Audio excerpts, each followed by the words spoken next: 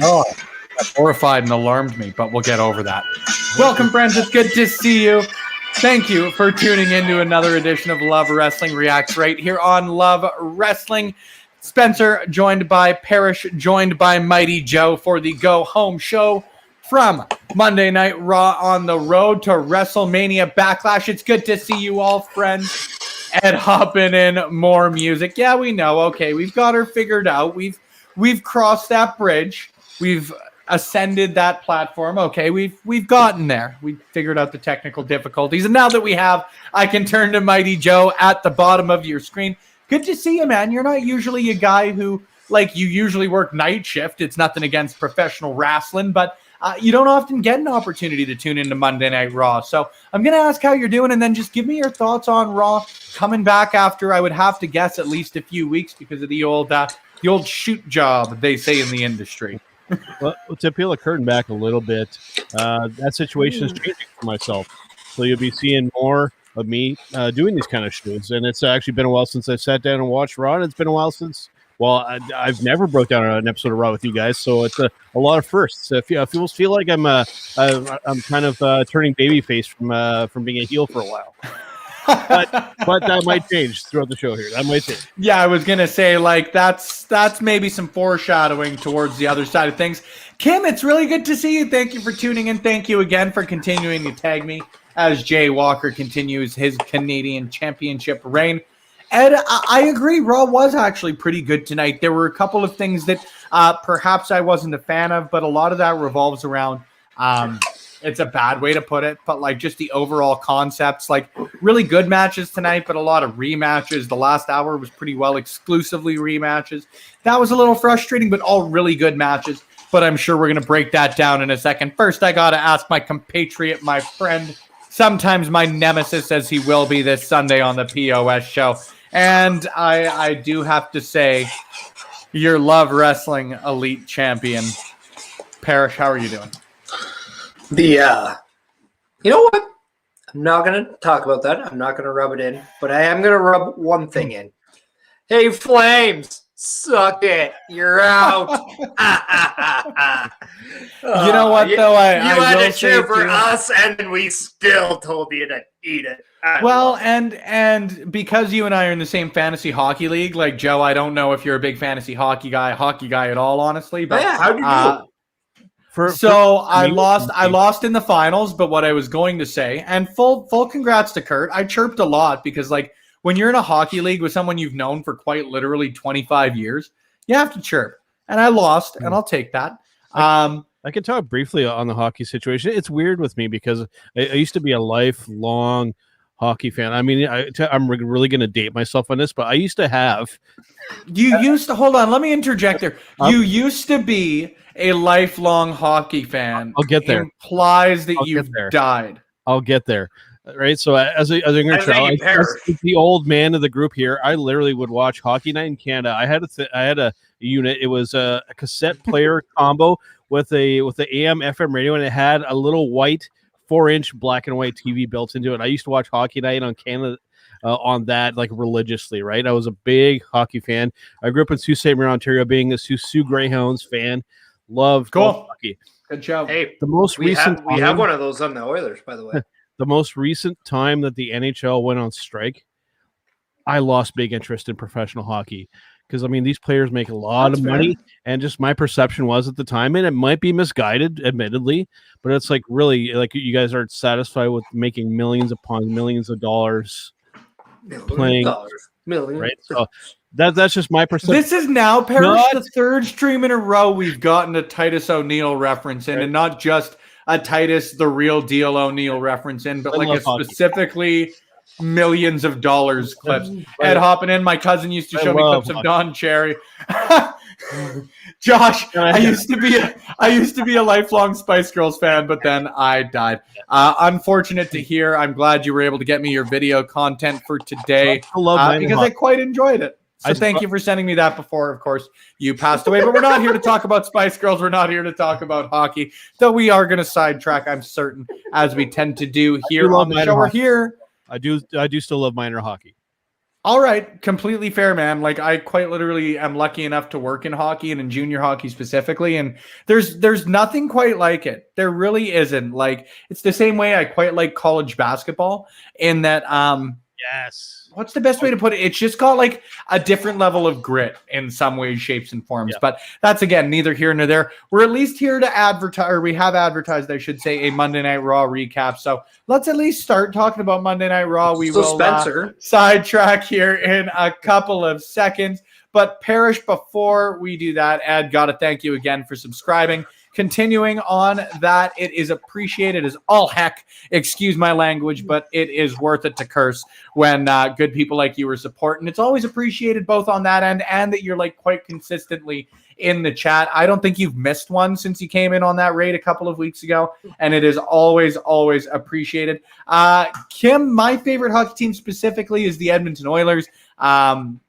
Growing up in Edmonton, I'm very much a hometown fan for most sports. The only difference is, admittedly, I'm a Saskatchewan Roughriders fan in the CFL. My dad's from Bigger. He, in the best possible way, like he indoctrinated me into fun. So Oilers, as far as it goes, Parrish, I think I speak for you on that end of things.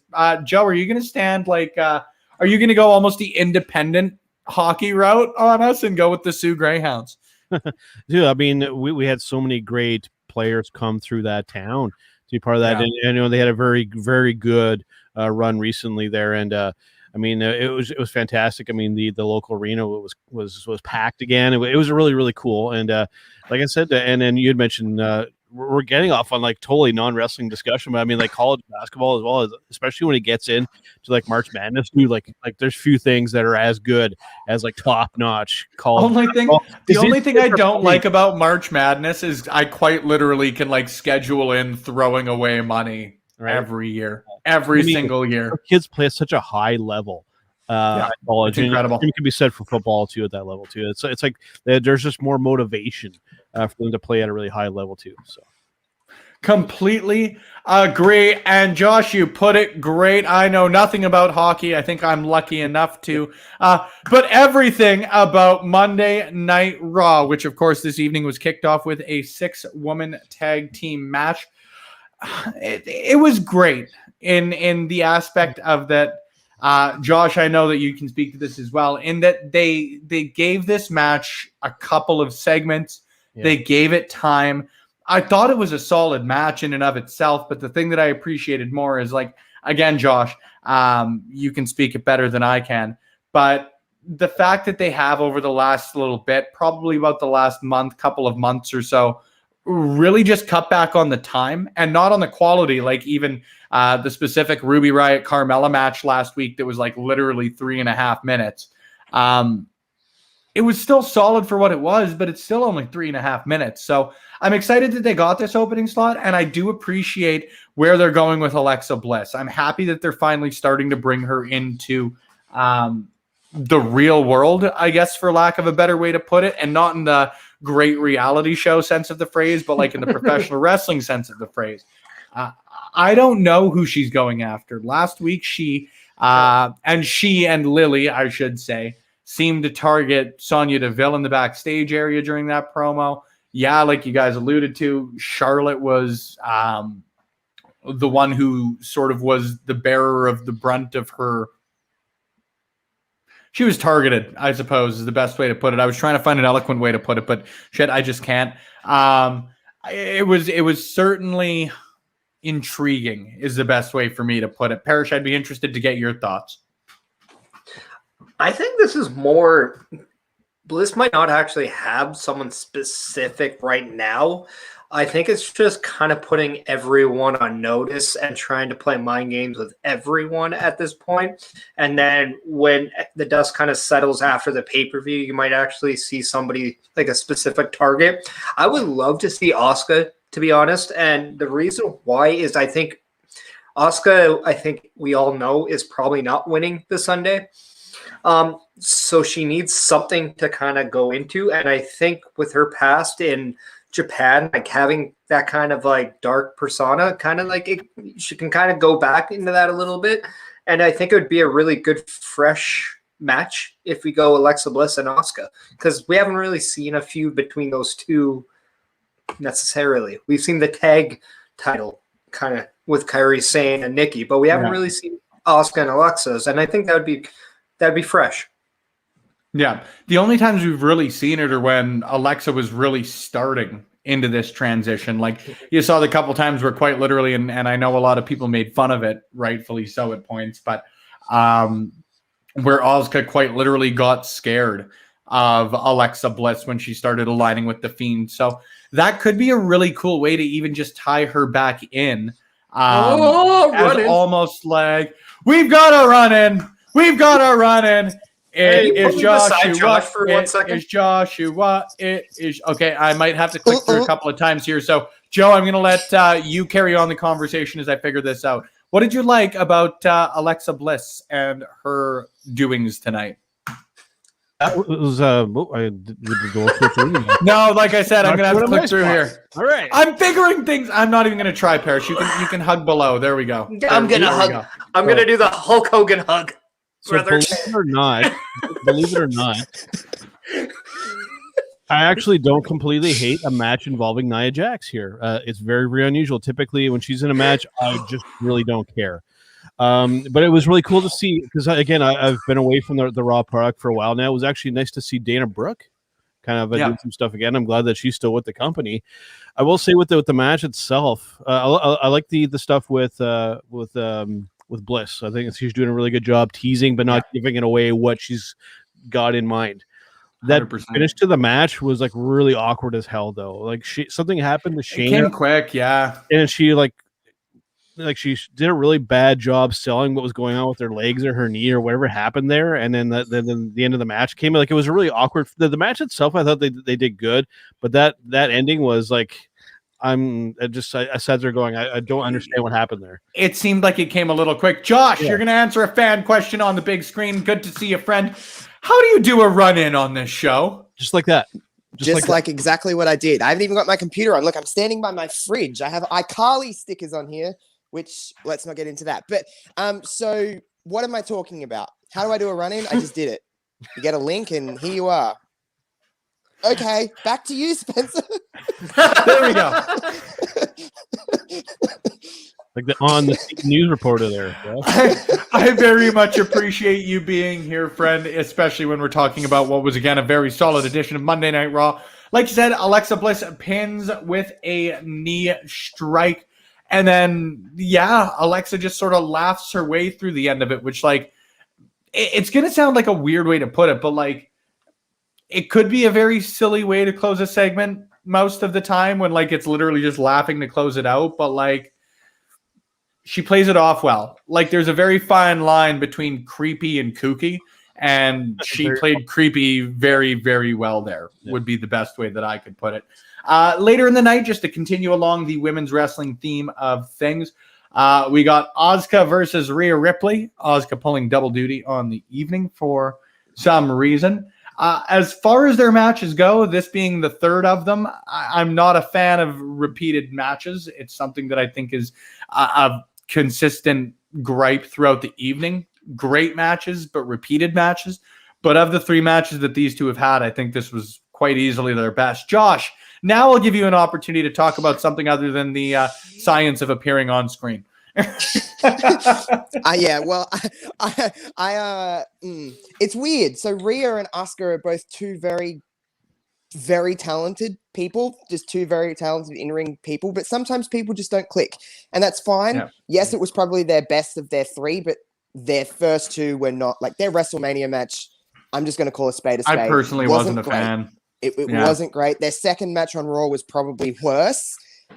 In my opinion, take that with a grain of salt, but this one was definitely the best, and I guess the more reps they get in, I don't know, I'm not a wrestler, but I could imagine that would probably help. But yeah, they're just two great people that just don't click, and that happens sometimes with the best of the best. So it's not a knock on those two at all, but we had a lot of rematches. This is the first Raw I've watched in full since WrestleMania. This is the first thing that hasn't been, so it's It was fine. You probably could have just watched WrestleMania and got a lot of these matches. Yeah, well, like Drew and that happened as well. But like, just to speak on Rhea and Asuka and Charlotte, it's like, I know a lot of people don't like Charlotte Flair, or they don't like the position that she's in.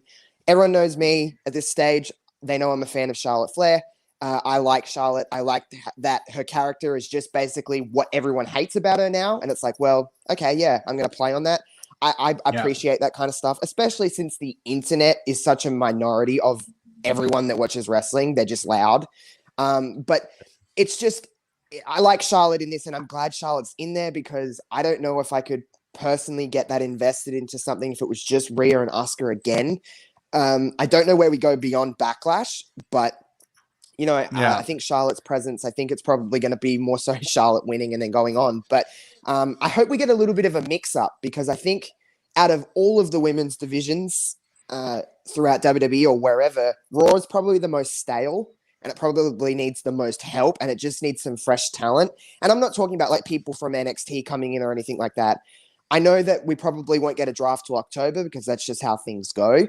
But we just need a couple of women just swished around here from SmackDown and Raw, just to kind of give us some fresh matchups and just give us something to sink our teeth into, because I think that's a lot of, it's not a lot of the problem, but it's some of the problem of what I spoke about in my video and stuff like that. Just women kind of just, they're slipping through the cracks for some reason. I don't understand why, because no, I don't disagree. Everyone listed in this in this 6-woman tag and with Rhea and everyone on Raw, everyone's so talented, and I just don't understand how so much talent. It's a problem throughout all of WWE, gender aside.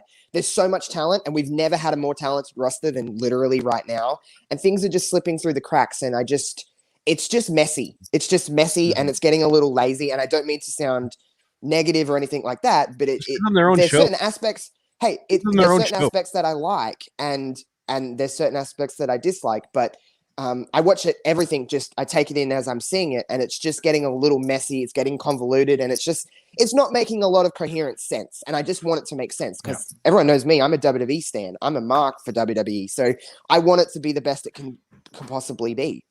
Sorry to go on a bit of a tangent.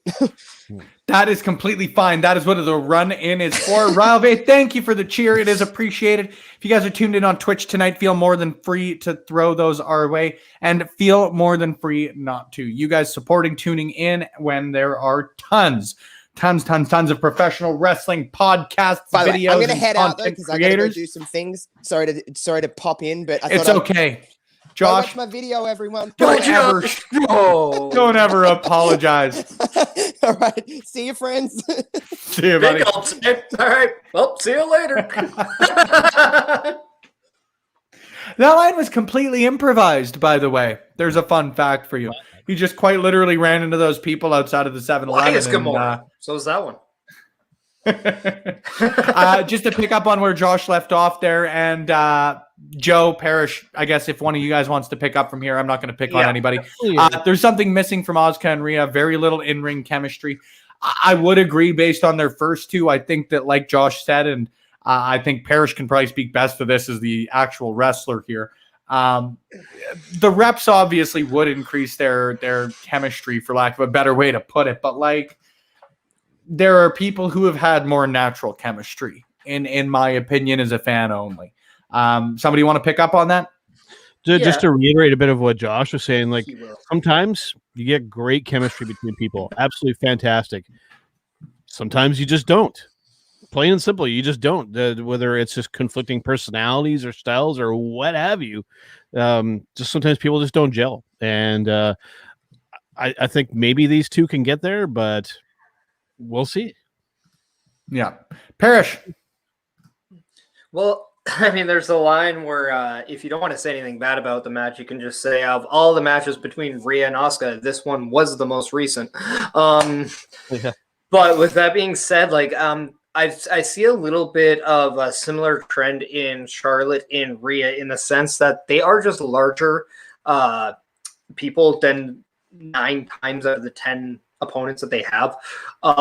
And what I can see between the two of them is their transitional movements are a little slow because of their size. Therefore, they have to kind of waste a second here and there just to get that rhythm and the momentum to balance the speed of the smaller opponents.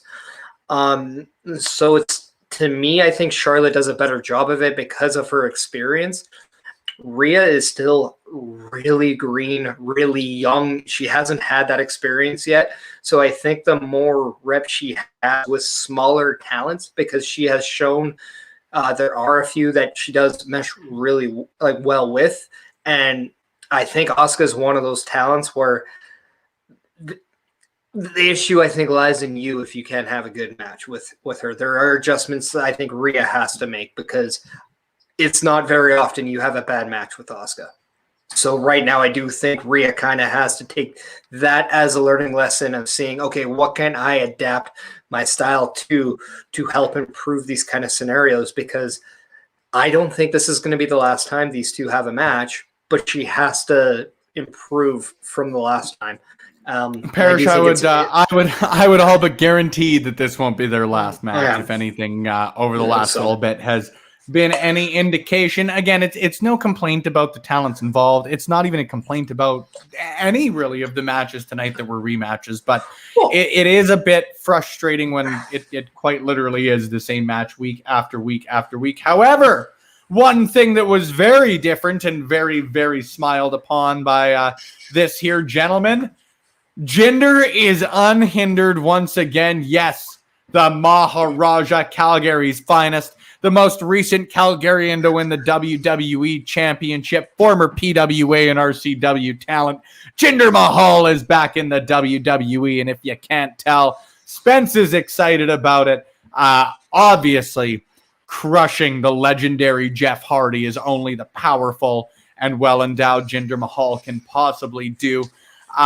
Good to see him back, and not only that, he is aligned with not in this share, but he is aligned with one half of them, Veer, and then Shanky, I believe was his name. He debuted at the Superstar Spectacle in January, if I believe. Shanky? Yeah, that's his name. He is like 7 feet freaking tall. You can't teach that. But yeah, I don't know much about him, to be honest with you. Outside of, is he a distant cousin to Spanky and or Shaggy? No, I thought you were gonna make a Snitsky, but yours were better, to be honest with me. I tried that, yeah. But I do like what he does. You went a better route. If this was Family Feud, that was bad. We're just gonna move on from there. I'm not even gonna give the pleasure of a Family Feud reference to you. But he was aligned with the two of them. He was aligned with them on that main event segment that, for whatever reason, and let's just give a bit of a tangent here. There are individuals who, again, rightfully so, complain about Jinder Mahal and Jeff Hardy and guys like that being on main event. The only reason I would think that's a complaint is the viewership of it. But like, man, the solution is tune into it. I don't have any other way to put it. Like, again, rightfully so. If people are willing to go out of their way to watch products like Ring of Honor at, I'm trying to convert quick to 5 or 7 p.m. Eastern time, 5 p.m. Parrish and I's time. If they're willing to tune into that, they're willing to tune into Dark Elevation, all of those products. Again, good products. Take the time and tune into that, because you're not only getting that, you're getting Ali and Ricochet putting on bangers pretty well every week. Like, I understand the complaints, because those are people that I would like to see have bigger platforms. One thing we have to keep in mind, though, with Spencer, not to cut you off, but I do want to make this. No, feel free to cut me off. I was losing my voice. I could use a sip. We have to keep in mind that the majority of people, myself included now, we consume our wrestling content different now. We don't have to be sitting watching it live. We can either PVR, watch it later, or DVR, whatever the term is, because I'm an old man. I lose track of what's going on. Or we watch TiVo, I believe it is. We watch it on YouTube, or we watch it on some other kind of streaming service. We don't have to be there at the moment as it's happening. So that's something we have to keep in mind when we have this discussion, right? So, but even then, like if there's a way, and admittedly, I don't know what the situation in the States is with Peacock, whether you can watch main event on Peacock. I know it's not the greatest system. I do know that, but like if you can watch main event on Peacock, for example, then there again is just another arrow in the quiver, for lack of a better way to put it, of why you can tune into something like. I know there's a lot of wrestling out there. It's the same way I talk about us. People have to pick and choose what they watch. I understand that. Thank you once again to take the opportunity to thank you guys for tuning in tonight as we very loosely, obviously, recap Monday Night Raw. But as far as it goes, if you got the opportunity, if you're excited as I am about watching Jeff Hardy and Jinder Mahal wrestle, tune in. That's really all it takes. I don't think it's asking a lot when people will tune into a lot of wrestling. WWE Network Twitter called him Skanky. I'm assuming that's going back to this. It was cool to see Jinder back, though. Hilarious. As a fellow Canadian, or as Paul Heyman likes to pronounce him, Jinder Mahal. I'm almost sometimes inclined to go with that pronunciation, but again, great to see Jinder back after a while off. Like, he's really kind of playing that character so well right now. And like, see where he's going with that, and because they were making that whole push over into India as well. If they can kind of spotlight this, it's only going to benefit them when it comes to the bigger picture and then cross promoting and promoting that whole. Yeah. Huge push over there, because I mean that's a big market. That if they can be successful in India, that's a lot of money. Oh yeah, and again, it's always biased when sort of your like hometown guys, quote unquote, go on to the WWE or AEW or the major promotions, I suppose. Like Jinder Mahal is one of the guys I remember watching in gymnasiums here in Alberta, and going on to become quite literally like the face of WWE. That's what you are when you're the WWE champion, whether you like it or not, whether other people are main eventing or not. You have that responsibility. It's cool as hell to see. So yeah, my bias is there. And then Jeff Hardy was always my favorite professional wrestler when I was younger, at the very least. Ed obviously had his great taste as well. Yes. Of course, he's tuning in here. We know he has great taste, but I miss Jinder. So glad he is back. I am too. Parrish, any thoughts on Jinder versus Jeff? I'm kind of wondering what the deal is with Jeff moving forward, because he is getting a lot of just crap put on him. And I'm not saying like crap in the sense of like he's, like being put in like bad positions. He's just not getting any steam, and they're not really doing anything with him. And my only concern is, does this mean that maybe contract negotiations with Jeff Hardy to an extension aren't in the works? Because this is usually what it means with WWE. We tend to see guys before they sign a new extension, they're kind of just exactly. So and right now we've been hearing guys like Matt Hardy kind of put on the web, kind of like, do you guys want to see Jeff and I end this together, kind of the thing. So I want to see Jeff Hardy end his career in WWE. I just don't like Jeff Hardy being this guy, because he can do so much more for so like different workers. Like, I would love to see Jeff Hardy and Murphy. I'd like to see Jeff Hardy and Ali. I'd like to see maybe like Jeff Hardy and Aleister Black. Like, I think he would so great for Aleister Black. There aren't many people I wouldn't want to watch Jeff Hardy wrestle, to be honest with you. Like, well, the guy's, yeah, he's a legend. I try not to use that word as often as possible, but like, it is something that like is a word that should be used for people at that level. Really, it is one of those words that's tossed around too often by people like us, not to bury ourselves, but like, he is a guy like that. Staying in the match, though, it just didn't have this. These are former WWE champions squaring off vibe at all. That's fair. Like, I did not get that, and I think that's an issue moving forward when these guys are champion. You kind of don't make them feel bigger as stars. And yes, maybe the injuries to Jinder kind of helped bring him down, and Jeff leaving and just like him getting older, and like a lot of time has passed since the last time he won the WWE title. But with that being said, it's just a presentation of these performers when they have done something like win the championship. It just doesn't seem like years later they're looked at as these guys anymore. And I think that is a reason why maybe we don't see these mega superstars anymore in wrestling. It's not because they're not there. It's simply we just don't see more than one at a time, I guess. And I think that's the problem with maybe WWE today is they only worry about 1 or 2 guys as the face of the thing instead of having 6, 7, or 8. Back when you did have like guys like The Rock, Steve Austin, Triple SmackDown H, 6, Jericho. Well, all and of just those back guys. in that time, like you could have really had like 6 or 7 guys, like Kurt Angle, one of them, and then transition to Eddie, Batista, Orton, like so many guys, right? Like, yeah, and it just doesn't feel star quality. Yeah, Ed just hopping in to agree with you there, Parrish. I think Jeff is just running out the time on his contract. I can't speak to that. I don't know what his contract status is, but I agree with both of you guys in that he's like, it's almost a gatekeeper role, which is always a role that like I believe sometimes rightfully so is looked on very negatively. Like I think that he's there to take losses to people who like, I think Jinder Mahal, and because Drew McIntyre's brought it up a couple of times, like I wouldn't be shocked if Jinder got involved in the triple threat at Backlash if he screwed Drew McIntyre out of a win or something along those lines. They're prepping him and Mansoor up for a big match that could main event the next time they're in the India or the Saudi shows. Yeah. I wonder if they're going to do one of those superstar spectacles again. I would have to guess they are. If I remember correctly, it had a ton of viewership on the network.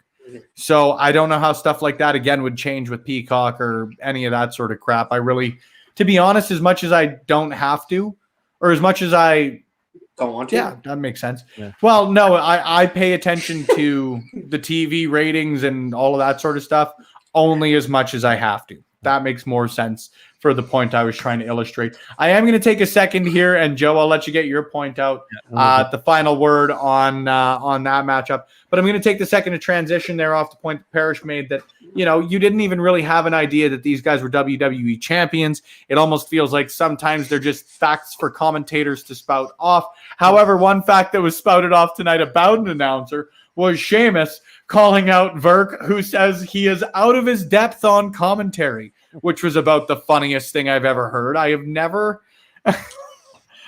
never heard such a great subtle shade to a broadcaster in a long time. It was hilarious, absolutely hilarious. Like, I really try, and Parrish, Joe, I'm sure you've probably done like spot duty, whether limited or otherwise, for pro wrestling at some point. Like, doing commentary isn't an easy thing, and anybody who thinks it is an easy thing to do, it's not. Like, and Verk hopping into this is hopping into a difficult job. Yeah. But at this point, I think it's even fair for me, trying to be as positive as possible about it, to admit that perhaps he could use some work. Right. There's a lot of O's. As long as you're not Mike Adamle, you're doing okay. I don't think Adnan Verk is bad at announcing. I think he's bad at wrestling announcing, and that's because he is not. Like, I think that's a pretty clear line. I think we can all draw. Yeah, and I think that's the problem right now. If he was more into the product, he would come off a lot better, and he probably wouldn't sound like such a dork on commentary. I love that. I love calling people dorks, by the way. It's a great word. It's just an underrated word, yeah. It's like nincompoop. It's up there. Thanks, Joe. But with that being said, like, I just don't understand why you couldn't give this time to the guys like the Phillips, unless there's something really going on with his situation, or why don't you give like a Corey Graves the opportunity, or what? Like, this is exactly why, like, maybe you don't get rid of Samoa Joe, because he probably could have done a better job than Adnan Verk. And to be quite honest, maybe this is the reason why you should just say, hey, third man commentator booth, let's just flush you down the toilet. Never been a man of the three-man booth. Never been a fan of the three-man group. Never. So I mean, like, just what about the blue man? What about the blue man group? I meant to say the three-man booth. All right. I like the three-man band. I hate the three-man booth. Historically, the Alan Parsons Project. Yeah. Alan Parsons Project sort of guy. Remember that from the Austin Powers movies. Yeah. Why not call it Operation Wang Chung? Right, Preparation H. Preparations A through J didn't work. Successful, yeah. Just briefly before we went to some other match, just call it Preparation Ass Cream yet, ass. Right? I just wanted to say one more thing about Jeff. We're gonna get copyright striked if we do this for another 14 seconds. I just wanted to say one last thing about Jeff Hardy. If he does go elsewhere, I can't last that long anyway.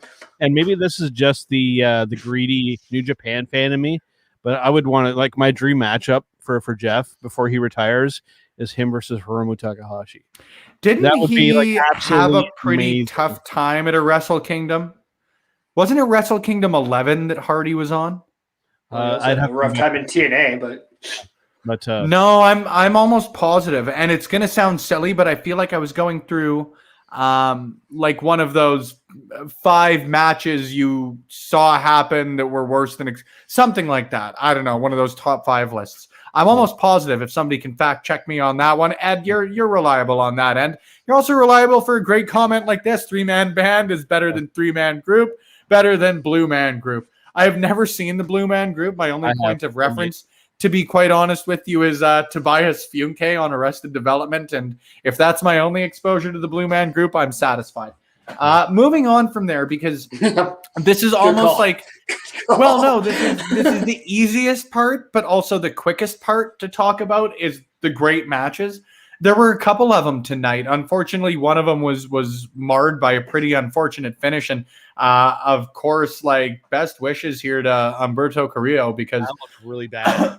Well, and Fightful Select. Yeah. Fightful Select is reporting that he's getting checked out. That's all I can speak to. Their reporting, admittedly, that's more just go pay for the service. I'm not here to report the stuff that I pay for. They do a great job. Support them. But he is getting checked out after that bump.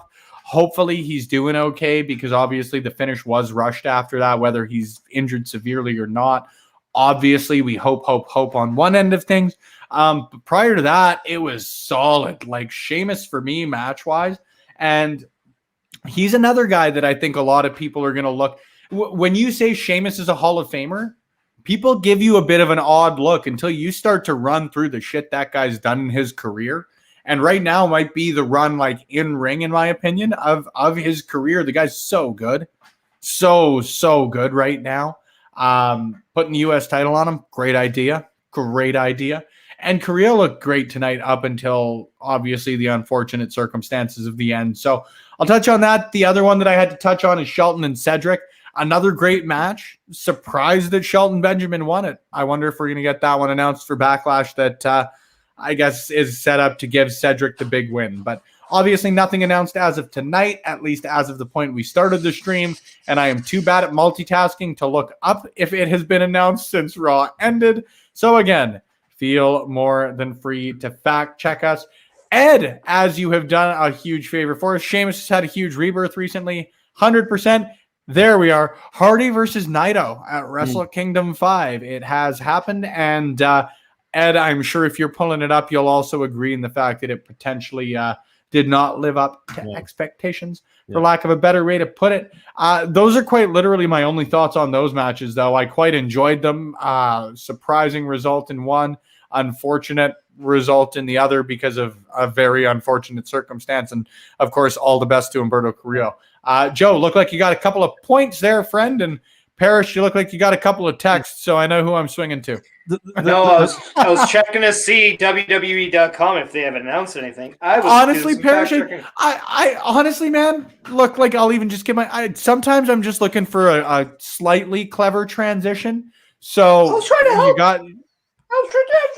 Sell for me. Ed. Fair point as well. It was during his Impact run, so likely while he was having his issues, of course. Don't want to speculate on that. All I can speculate is on the match itself, and don't want to see it after the description it was given. Joe, floor is yours. So you can actually put me back to the group shot, because I actually have a question to ask you guys. As the resident old my man, carpal tunnel's getting triggered. As the resident old man of the group here, can you guys please explain to me? Can you guys please explain to me what the hell is this Johnny Drip thing? Explain this to me, please. See, the thing for me, and I don't understand drip. If you don't know, I can't understand. It's like streets ahead. I'm assuming it's fashion related. The thing that frustrates me though is okay. John Morrison's doing this. Mm-hmm. Seth Rollins has a gimmick related to drip of some sort. Kyle O'Reilly, they sent out the tweet a couple of days ago about how he's got all of this drip. I even outside of the confusion and anger that comes with not understanding what drip is, I just don't like the fact they're running with 3 very similar gimmicks with it. Yeah. Not that they're not well dressed. All 3 handsome dudes. Yeah. If there was like the 4 of us in a room, the 3 of them and me, I would be the 4th most handsome, and I will fully admit on that one. But like, just the fact they're running with the 3 of them, it'd be like if you had the Thing, the Swamp Monster, and I don't know, the Pokemon Muck in a room as Scooby-Doo villains. Like, they're all at the end of the day like different variations of the same thing. Yeah. And that in professional wrestling for me is never a recipe for success. John Morrison versus Damian Priest, solid match. Quite enjoyed it. Because what's interesting, why I wanted to mention this drip thing, because I'm hoping this isn't false information, but if you go online and you look up in the Urban Dictionary and you look up what drip means, I think that maybe they should have maybe done some research on that first. I also do believe that it is a oh, here we are. Ed, honestly, like it is remind me after this. I'm just gonna make you an admin in this chat because you're helping me out about being cool and having expensive clothes and jewelry. Thank you, Google. Somebody can clip that for me so I can reference this often during our chats. I mean, to be honest, Batista really had drip back in his day. The other thing that that's gonna be, somebody write this one down, please. That's gonna be the Sunday brunch. Not this, but it can't be this week. We got POS show, but yeah, we're gonna have a Sunday drip. I suppose we'll call it. I mean, I can wear my Love Wrestling gear and show you some real drip. I want to punch myself in the face for how many times you said drip in this show. The other thing that I want to mention. You said more.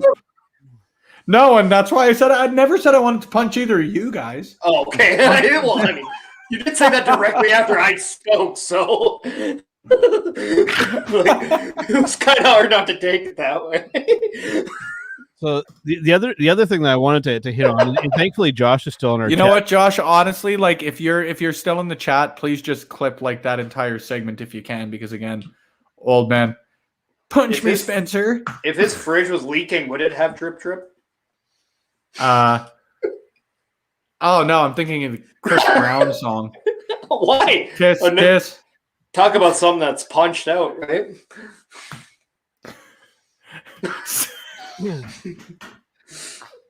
Oh no! The other thing that I wanted to touch on, and thankfully Josh is still in our chat here, so maybe he can knock me off the ledge, and maybe you guys can help me with this too. This second vignette, the second promo for Eva Marie. What I don't understand with this, and maybe you guys can explain this to me, right? With all of the heat that this is kind of generating, why are we pushing her as a good guy? Why are we pushing her as a baby face with these promos? Oh, I want to be a role model. I want to see what you can, what you can do if you follow your dreams in this. Because clearly, you're what you're doing is like I said, we've generated all this heat with this. Whether it's good or bad heat, whether it's go away heat. I mean, that's a whole discussion that we can have. Parrish, you're raising the orb. But then why? I'm doing the Billy Madison hand raise. Would you like to pick up on the point? Because in a way, like I see this very closely to the Bo Dallas believe, where he believes in his message so much that he thinks he's like the baby face, but he probably I think Eva Marie will probably get booed out of the building, but she'll still think that she's like doing something good. And for that, I think it'll get that much more over as a heel. Like if we had, if she were to come back and we actually had a crowd, like I guarantee you that the crowd would be booing and they would be muting the boos and pumping in fake cheers at this point. See, I don't know on that, and Josh making a couple of good points in here too, and alluding to the same that you did, Parrish. I think that's the point. Like WTF, we hate you, Eva. The psychology is completely backwards. I don't know. Like again, number one, I think it could be right along these lines, or I think it could be a swerve. Like she'll come out and play the full on heel. Yeah, and I'm hoping that Like she is better as a wrestler now, because that was my big beef with her before, is that her in-ring work was terrible, right? She has the look, she has the character down, but just it was her in-ring work that was holding her back. So I'll be the first to give her credit if she's improved in that category. But just the feel of these promos just feels like really odd to me. She also very well could be like a Simon Dean type, where it's like her message is like coming off like it's like a good message, but then maybe the way she delivers her message in the ring just makes her the heel, because it could very well be she's doing bad things, but in her mind it's for good reasons. So in her mind she's a good person. Or hear me out. Oh Jesus! Don't stop doing that. Or hear me out. No. She's a baby face. Yeah, she would have to be. Hear me out. She's a baby face. And hear me out. It'll work. Now, I don't know enough about her life. Her and work in the same sense, and I don't know about that yet. No, I don't. I really don't see how you can, like, what's the best way to put it?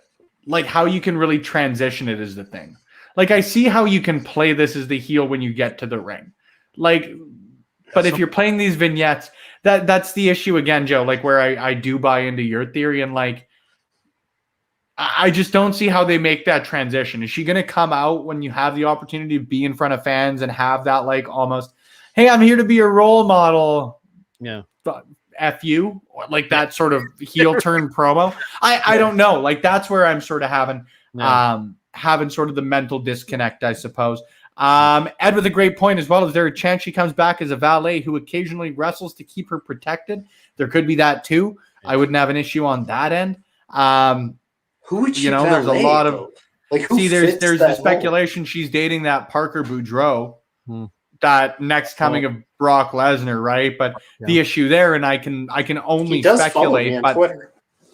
Well, and I can only speculate as to how good he actually is at wrestling. The guy's Josh is back on. Oh dear. Talk about repetition, Spencer. He's in. I'm buzzing in. Josh with the hot tag. What do you got, Josh? I'm buzzing in. Now you have to defend your point because you've got the screen. I will defend Eva Marie until the cows come home. I don't know if that's an Australian thing to say, but no, don't worry. It's also a Canadian thing. You're at least covered with our target demographics because of our locations. We'll call you Mike Awesome. All right. That chick thriller. Okay. What was I going to say? What were we talking about? Eva Marie. We were talking Eva Marie. Eva Marie coming home. Okay, Eva Marie. So, move on. I don't mean to be someone just like, I don't agree, but I don't agree. Because she's talking about being rich and famous and how she's beautiful and she's the best. How does that scream babyface? Isn't that just like, you suck? You're better than me. I hate you.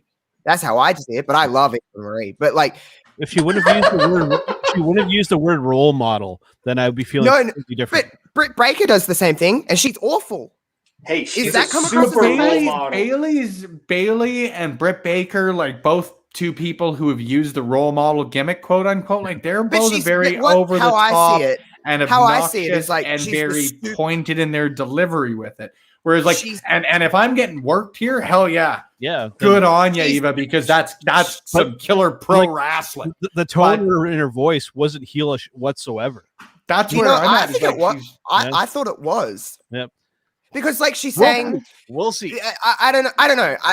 How I take it in is that because in her mind she thinks she's a good person, but and she's believing that is going to be like, we don't like you. Look at it, but you look at Eva Marie. Okay, go on. Go ahead. No. You're much more fired up, and therefore you've got this one. Your honor. To me, you're the one in the hot tag. I'm back at my computer now. I've got my lunch in the oven, so like when that buzzer goes off, I'm out because food. But Eva Marie to me is like you look at Eva. I agree. You look at Eva and you're like, okay, she's clearly for the most part. I mean, not me, maybe you guys, because I mean, I'm great, but she's prettier than you. She's better than you. She's got everything going. She's rich. She's famous. She's a supermodel. She's all of this. I mean, not me, because I'm Eva Marie is better than at least 3/4 of the viewer or the broadcast. Exactly, and not the one that's coming here and hot tag. Heel turn. I corrected myself quickly enough on that it was a slip of the tongue. but to me, it's like she's talking about all these things. None of those things to me scream babyface. They scream because I'm better than. I believe these things because I genuinely believe that I'm better than you, so I can help the people that are lesser than me. That's how I take this character. And the tone in her voice is, I think just the monotone kind of way she speaks, I think is intentional, because it almost seems like she believes it so much that she doesn't even need to care about these people. She's like, I'm better. I can help you if need be. That's how I see it. I'm rich. I'm beautiful. I'm famous. Like the comparison I've got is like almost like the Paris Hilton. Like, that's hot. Yeah, that's hot. That kind of stuff. She's not a we both did that really well. Address Josh, when we're done this, let's talk about a simple life parody on Love Wrestling. I would literally get a shirt that says "because food" on it. That's like the line of it. Oh yeah, that's why. Honestly, I'm bringing that up to leave it there for a bit, because it doesn't matter how cool you guys think are. Everyone looks at us as 4 squares. Yeah, Paris hopping to the obligatory timeout. But anyway, to wrap up my point in a bow, it's like, I understand what you're saying, like how it can come across as like a face thing, and it can come across that way. But even if it was, say, I'll play just believe into your point for a second. Even if it was that, I think it's like what Parrish said. It's that believe kind of thing where they genuinely believe it so much that they can just play a face role, but it comes across so insincere and so just this horrible that they'll get booed. I don't think they're even going in the direction of she is a face. I don't think there'd be no way in. Listen, you can say what you want about WWE, but there'd be no way they can go, oh, this girl's going to get cheered after the heat that she had for 3 or 4 years whenever she was here. So I think it's almost playing on the fact that they know that she's going to be hated. So let's have some fun with this. And at the end of the day, there's been 2 vignettes. So it's as it kind of grows, we don't really know the role. Is she going to wrestle? We don't know. Mickey James said in an interview with Renee Paquette on Oral Sessions like 2 days ago, she said, when I was down at NXT, I'm paraphrasing, when I was down at NXT, Eva was there training. So it's not like she hasn't been in the ring trying. And, she did, God, she wasn't the great, we know her wrestling ability was not her strong suit, but she did at least improve in the time that she was there from the start to the finish. Like, I'm not saying it was a big dramatic thing, like she was become like a 5-star wrestler, but not everyone has to be a 5-star wrestler. It's a sports entertainment program. Some people aren't there to provide those matches. That you've got plenty of those people, especially within the women's division. Yeah. You don't need everyone. Because if you want to go see the really, I recommend Stardom. Like if you want to go see some of the top-notch women's wrestling on the planet and like just strictly women's product, go watch Stardom. It is absolutely amazing. And not only that, there's so many incredibly talented women that are on the roster right now that they're so good that they can bring Eva up at least to a level. If she would say she had no additional training. She was exactly like she was when she left in 2016. Just put it that way, that at least they could bring her up to a level that goes, okay, you're passable enough to get us through where we need to go. Again, not everybody's there to have the best match on the night. Sometimes it's just there for pure character standpoint. Some of the best things in wrestling have been stuff that isn't in the ring. Eva can provide that. And she's different to, you can't say that she isn't. She's different to everybody else, and she has genuine heat. The only person that you can really say has genuine heat on the women's side is maybe Charlotte, but she can back up that she can work. We know that at least Charlotte can get things done in the ring. We don't know with Eva. And that's to me why it's exciting, because it's this level of unknown. Has she gotten better? If she hasn't gotten better, how does that play in? Is she even going to wrestle? Is she going to valet? Is she going to be a whatever? Is she just going to be this kind of, lack of a better term, eye candy kind of spot where it kind of plays on the fact that we've come so far with women that it's like, this is a diva. This is what you all hate. Boo this. That's dangerous. And you nailed it, and you touched right on what I was going to transition to Ed hopping in. She could bring back the role of a diva in the best qualities that make her stand out as something different. I completely agree with you. Yeah. Well, yeah, but like it's like anything else, right? Like, and the best example is for me personally is like The Fiend, right?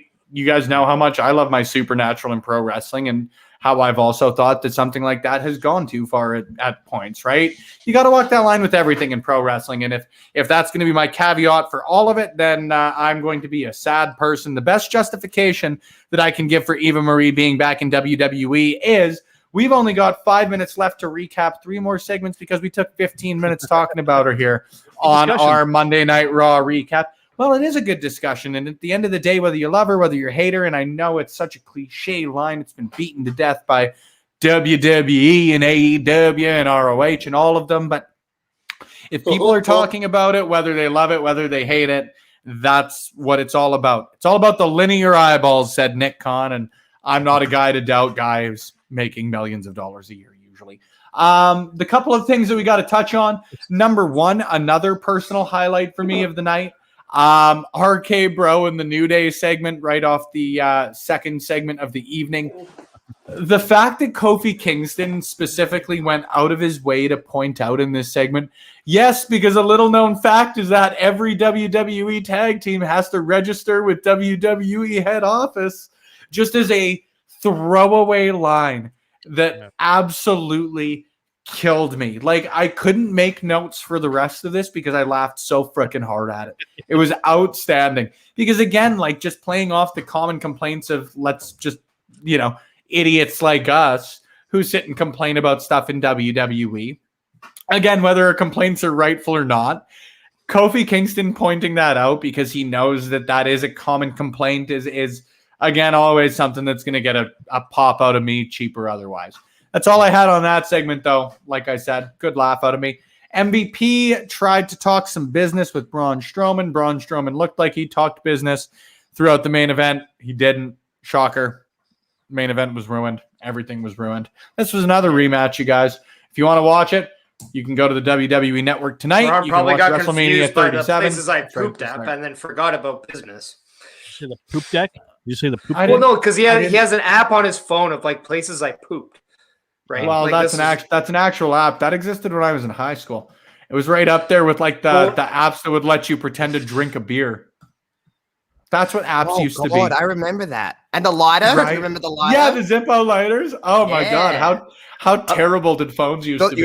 You'd be the coolest. I'm just saying, Braun talking lighter. business is like what? Like that's like Cameron Grimes, like.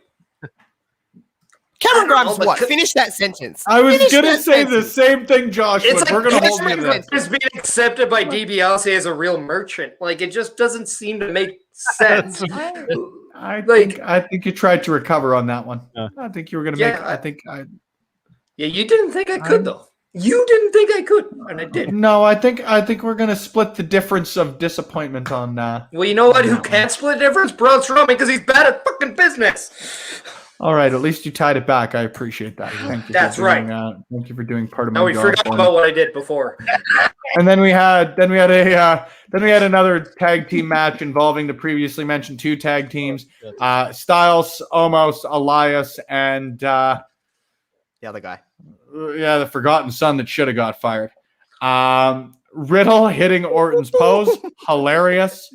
I'll give him that. Orton wins with an RKO to Elias. Orton then just wins my heart with RKOs to effing everybody but Matt Riddle. It was fantastic. I like the fact that they're trying to tell a story here. Disgruntled old man Randy Orton might be my favorite Randy Orton, and I've had a lot of favorite Randy Ortons throughout my career. That is a one-on-one matchup that I want to see, Matt Riddle versus Randy Orton. It'd be a neat time as far as the wrestling side of thing goes. Parrish, you're holding the orb.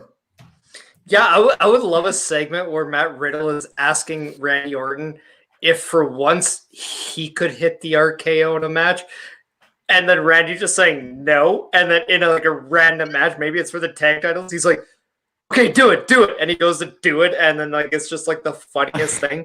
Like, I don't know why. Even better, Parrish. Even better. I want Randy Orton to hit the floating bro. Yes. That is what I want more than anything. I want Randall Keith Orton to climb to the top rope and hit 14 spins in midair. That'd be cool. And pin a dude. Yep. And just do it once and then completely play it off like it never happened.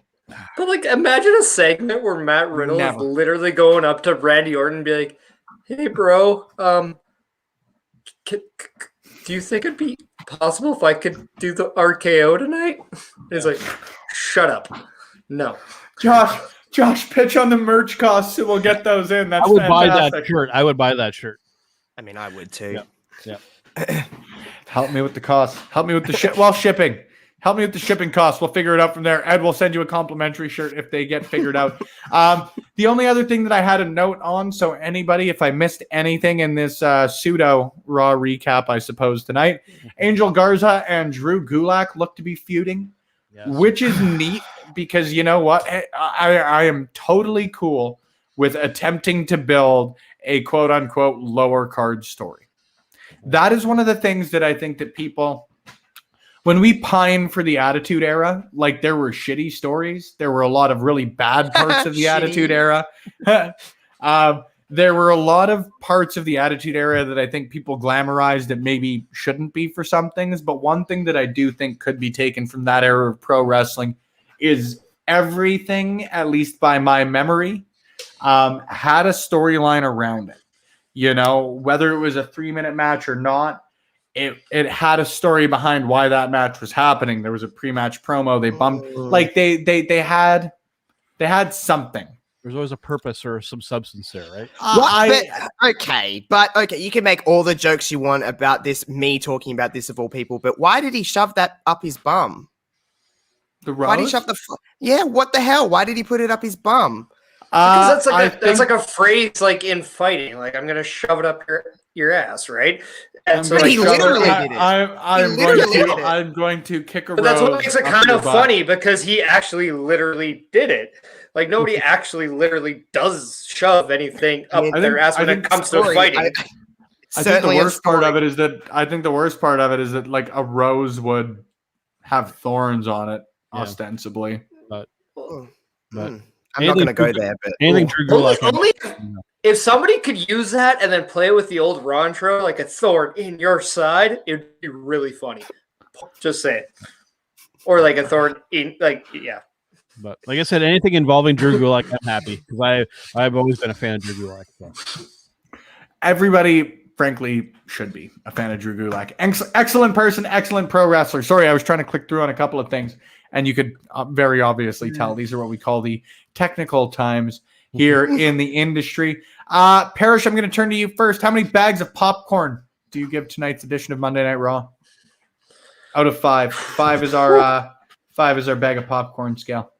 Oh, well, how about I don't give it any because I'm still looking for the kernel. No, I'm just kidding. I think I give it 3.5. I mean, it was a good go home show. I mean, I think the food's ready, by the way.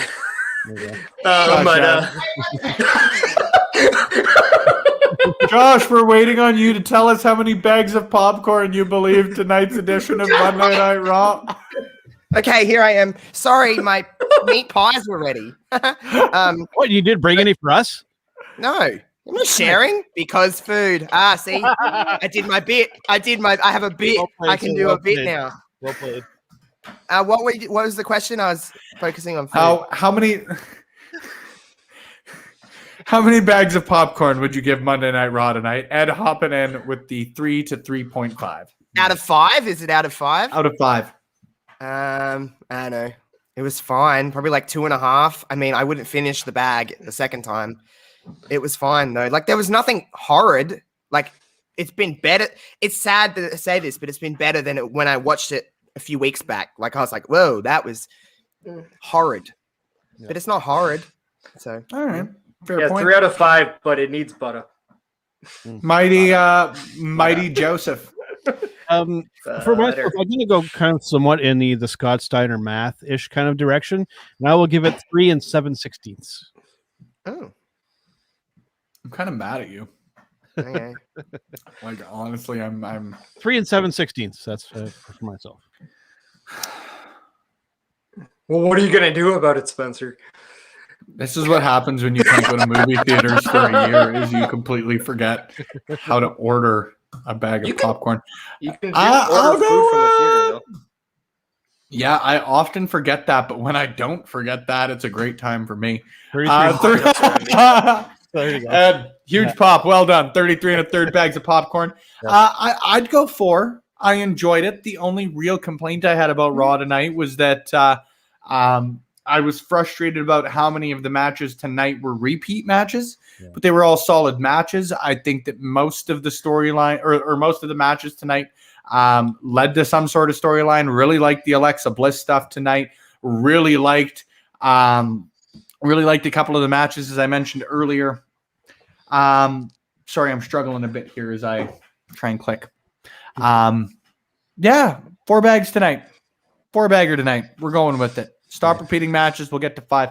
Maybe it is just like the recency bias of the couple of Raws we had before this as well, but that's neither here nor there. Josh, you ran in and you've got food ready. Plug yo shit. Follow me on Twitter. You can't see my name because I'm with the sponsor little boy here, but I'll take that off for just a second, though. There you go. There's my Twitter. Come hang out with me. I'm pretty cool. Bronson Reed just talked to me on Twitter, guys. Nice. Love Bronson Reed. Heck yes. Heck yes. So yeah, come talk to me on Twitter. I make videos for Love Wrestling. If you don't know who I am at this stage, you probably have seen my face around or heard my voice discussing some things. I'm on Twitch and stuff, twitch.tv/Josh Robinson 00. Other than that, yeah, Twitter's the main place to really get me. Mighty Joseph, plug your stuff. Yeah, for sure. Earlier today, Carl and I did a episode of Turnbuckle Talk. You can catch it on, you can see the replay on Facebook, and it's on Twitch and YouTube as well. And then I'll be putting out the audio on Podbean tomorrow. And then coming up on this Wednesday on Turnbuckle Rewind, we're going back to 2002 with NWA/TNA, AJ Styles versus Low-Key versus Jerry Lynn versus Psychosis for the X Championship. That is going to be a fun one to break down, and you guys are really going to dig watching along with us. Mr. Parrish, plug your stuff. And then at TB Talk Pod for the social media. Good point. Nicely done. I'm getting better. I've done this a few Parrish. I think you know what I'm going to do. I think it's pretty easy. Just instead of following me, instead of doing all that stuff, how about we donate to tiltify.com/@putting-u-over/St. Jude and make sure you help the good people at St. Jude's who help with those kids who aren't doing so good. And let's be better at human life and help others. Absolutely. Couldn't agree with you more, friend. I'll throw that one back up there as we close it out. As I close it out, excuse me, Josh, Parrish, Mighty Joe, or anyone in the chat, if you've got anyone we can throw some good, sweet raid love into, feel free to let me know, because we here on Twitch like to give back to good people on Twitch. That's what we do. However, if you want to keep up to date with other good people, not just myself, but the other great individuals we've got here on Love Wrestling, you're already doing so in one way, however you chose to tune in tonight, whether it's on Facebook, Twitch, YouTube, wherever you may be. Thank you guys once again for taking the time. It's a Monday night. It's getting later. A lot of us have to work tomorrow, and there is definitely more than one recap show going on tonight. So thanks for spending your hour with us. It is always appreciated. If you want to follow us anywhere else on your traditional social media platforms, wherever podcasts are played or videos are viewed, it is at Love Wrestling CA. The only difference is at the website. That is at lovewrestling.ca. If you want to show us some support there as well, check it out. The t-shirts are in. So if you want to get yours, they will be shipping out first thing tomorrow morning. Head to lovewrestling.ca/shop. You guys can get yours in now. They are in limited supply. First come, first serve, first ship, first get. So feel free to head to that link and grab yours today. If you also want to head to ratethispodcast.com/lovewrestlingca as well, that is the quickest, easiest, and most efficient way to help us get to become a top 10 Canadian podcast once again. If you choose to listen, support however you would like to, But those are some great ways to do so in a way that helps us out in the all-important Apple algorithm. It is always appreciated. Thank you guys once more for tuning in. As I open up the raid channel, Josh, you threw us a suggestion. We are going to be raiding the Crash Jackson, playing some Pokemon Diamond and Pearl. He's a pro wrestler. Choice. I'm a big fan.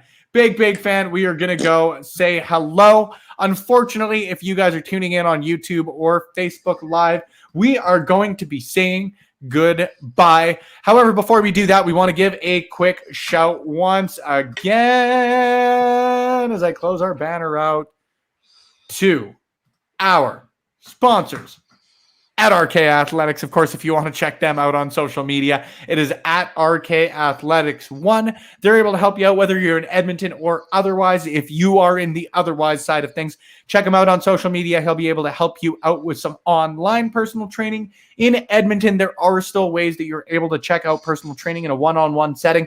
Book an appointment. He is a great individual to do so with. I would highly recommend it. Again, I will say that I've gone from a medium to a large shirt. It ain't like it's much when you're adding 10 pounds to 160, but feel more than free to check Rich out because he certainly helped me and hopefully he can help you guys out too. Like I said, though, if you're watching on YouTube or Facebook, see you guys later. It's appreciated. You're going to hear the music in about 10 seconds. If you are on Twitch, that raid button should be popping up in a couple of seconds. That means in just 10 of them, we will be joining Crash Jackson. For Josh, for Joe, for Parrish, I'm Spencer. We'll see you later.